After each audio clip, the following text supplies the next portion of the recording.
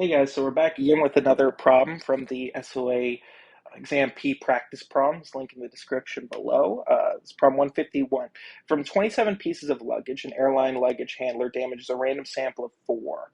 Probability that exactly one of the damaged pieces is insured is twice the probability that none of the damaged pieces are insured. Calculate the probability that exactly 2 of the 4 damaged pieces are insured.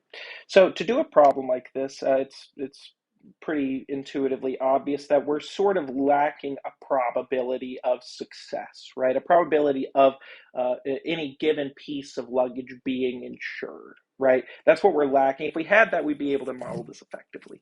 Now, when I did this problem initially, I did it completely wrong, and I'm going to show you a little bit about how I did it wrong so I can contrast that with the correct solution here.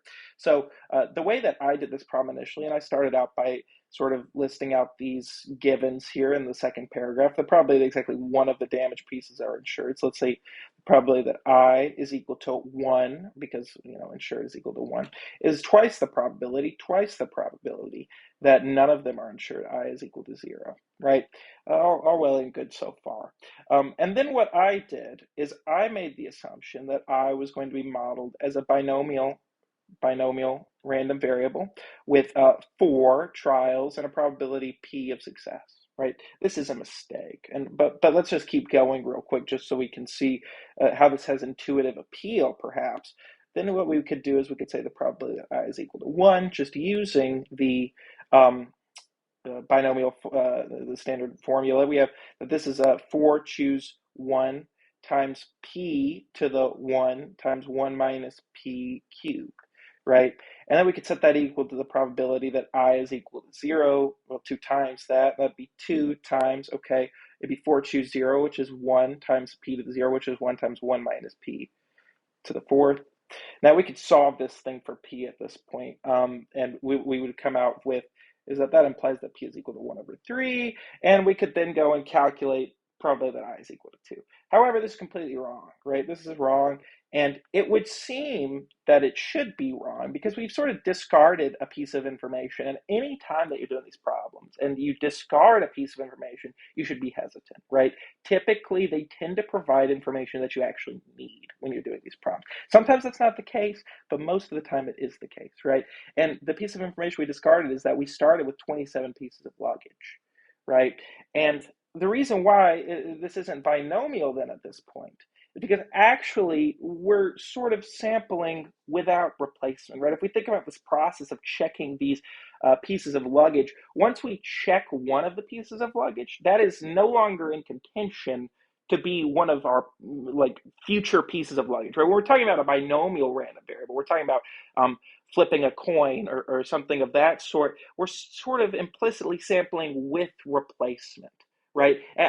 These things are independent of one another, right? We have independence from one trial to the next, but as we're checking bags of luggage here, in fact, it's not actually independent, right? So when we're then if we're sort of if we accept that assumption, then what we have is this thing is hypergeometric, right? And at this point, we could sort of go and think about maybe how we would model this as a hypergeometric random variable. Okay, so what we sort of have then is that the probability that I is equal to 1. Let's think about this. When I'm doing hypergeometric, I tend to not really even think about the formula, right? I just sort of think about how the counting is working. Now, that being said, you should probably memorize the formula, but let's just keep on going. What we have here is that we want to choose one bag out of all of the possible insured bags, right? Do we know how many bags are insured here? No, we don't. That's actually what we're looking for. So let's just write an R here, just to represent insured, the amount of insured bags total among the 27. Then if we're doing R choose 1, so the insured bags choosing one of them, then we have 27 minus R, so 27 minus the number of insured bags. And we're choosing 3 of those to be our other 3 bags here, right? And that's divided by the total of 27 choose 4 bags, right? This is then sort of, if we can sort of think about it now, check ourselves. R choose 1, that makes sense. We have the number of insured bags, and we're choosing one of those to be our one insured bag that we damage. We are choosing 3 bags from our uninsured bags coming from 27 minus R to be our 3 uninsured, and then we have 27 choose 4 that we're choosing total, right? This makes sense. This seems reasonable, right? And we also then can go ahead and say probability that I is equal to 0 is equal to, similarly, R, let's do this right, number of insured bags, choose 0, 27 minus R bags, choose 4 of those to be our 4 uninsured, divided by 27, choose, no fraction sign there, 27 choose 4. Okay, great. Now we also have this piece of information here that this is equal to 2 times this, right? And now we can actually make use of this information. So I've written it like this sort of conveniently because if we sort of divide these two things here now, right? And then we set that equal to 2, because again, if we just sort of like rearrange this formula, P1 divided by P0 is equal to 2, right? So that's what this is. This is P1 divided by P0, and it's equal to 2. Let's simplify some of these combinatoric things a little bit here. R choose 1 will be, it's going to be R factorial over 1 factorial R minus 1 factorial. So really it's R minus 1 factorial, right? And that just comes out to be R, right? So then this thing, let's just go ahead and do it like this. This is equal to R times 27 minus R choose 3. Okay, let's come back to that, over 27 choose 4 in this portion of the denominator, 27 choose 4 in this portion of the denominator. They're both going to cancel, right? So great. We're still going strong here. This is going to be our new denominator here, right? So what we have there is that's equal to R choose 0 is just 1, right? And we can sort of cancel some things here, right? Because what we sort of have is that this is 27 minus R factorial over 3 factorial, and then what is this? This is 27 minus R minus 3 factorial over, and this is going to be 27 minus R factorial over 4 factorial, and this is going to be 27 minus R minus 4 factorial. These two things are going to cancel. Great. Okay, cool. We also have that the 3 factorial and the 4 factorial are sort of going to cancel. We're going to have a 4 left over, right? And it's going to move up to the numerator after all is said and done. We also have that this is really, let's go ahead and write this out. So we have 4R, and we have this thing moving down to the denominator, right? So this is going to be, and then this thing is actually moving up to the numerator. So it's going to be 4R times, what is this? This is 27 minus 4, which is 23 minus R factorial. And this is going to all be over 24 minus R factorial, right? Okay, great. We're still going good here. So actually, it just so happens here that this is going to end up being, let's just think about this, 23 minus R. If we sort of set R to be a number here, then just the same number here, we can pick a number, 23 minus, I don't know, let's say 2 factorial. This would be the same thing as 21 factorial, right? And we can sort of think about the denominator the same way. If we do 24 minus 2 factorial, that's going to be equal to 22 factorial. Oh, great. So it seems like it's always going to be the case that it's just going to be, that's going to be 21 times, or 22 times 21 factorial.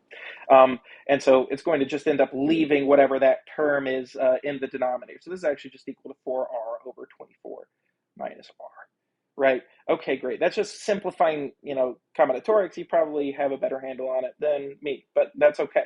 And this is still equal to 2. Let's just remember. And at this point, we can actually solve for R, right? And again, R is the number of insured pieces of luggage. So that implies 4R is equal to 48 minus 2R. That gives us that 6R is equal to 48. And that implies then that R is equal to 8, right? So the number of insured pieces of luggage we have is 8. And remember, this is all we really needed to figure out this problem now. So it's the similar approach to the binomial way, but it just takes a little bit longer, right? So now let's go ahead and figure out the probability that I is equal to 2.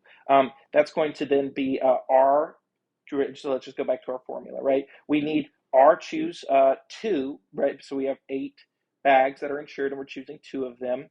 And then we have 27 minus 8, which is going to be 19, choose 2 of those bags, divided by, and then we're still 27 choosing 4 bags, right? Great, this is pretty simple at this point, just, basic sort of stuff. This is going to be 8 times 7 over 2, and this is just me sort of simplifying stuff down in my head a little bit. 19 times 18 over 2, it's going to be over 27 times 26 times 25 times 24 divided by 4 times 3 times 2 times 1. Just whatever, let's get it out. And so then from there, what do we have? Okay, great.